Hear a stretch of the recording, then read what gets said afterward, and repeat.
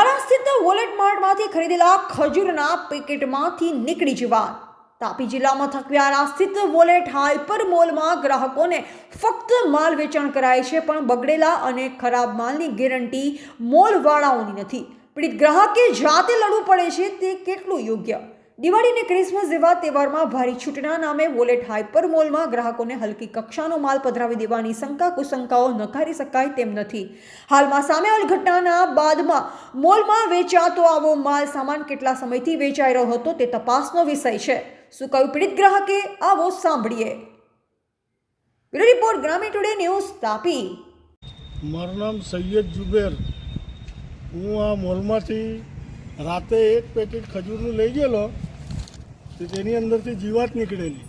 તો સવારે આવીને મેં પાછા 2 પેકેટ લીધા અને એ લોકોના કાઉન્ટર પર ખોલ્યા, તો એની અંદરથી પણ જીવાત નીકળી। આ એના બિલ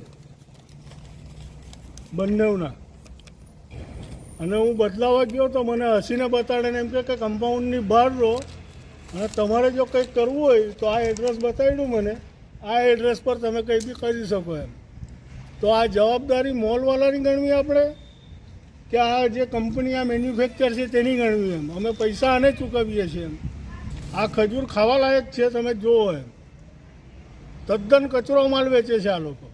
તો મારી એક નમ્ર અપીલ છે વ્યારા નગરજનોને કે તમે જોઈ તપાસીને લો, અને નગરપાલિકા અને ફૂડ ઇન્સ્પેક્ટરને કેવું છે મારું કે તમે અહીંયા કંઈક ચેકિંગ કરો એમ। અંદર મને ઓફિસમાં બોલાવેલો હતો, તો મને એમ કીધું એમણે કે અમારા હમણાં અધિકારી આવશે, ને એક જ્યાં બેસેલો હતો તે માણસ હસી બતાવ્યો એમને કે તમે કમ્પાઉન્ડની બહાર રહો એમ, અમારી આ જવાબદારી નથી એમ।